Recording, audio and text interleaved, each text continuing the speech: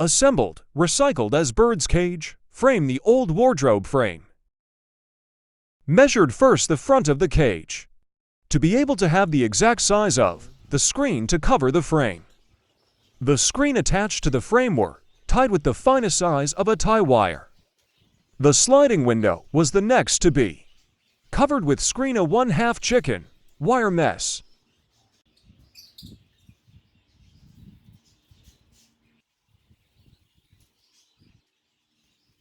Then followed by the bottom part of the cage, and continuously covered all sides of the cage. The last part was cage's top portion, and completed covered with screen. Nice one. Someday this will be the cage of some of our parakeets. Thanks for watching. Please subscribe if interested with my contents and be updated.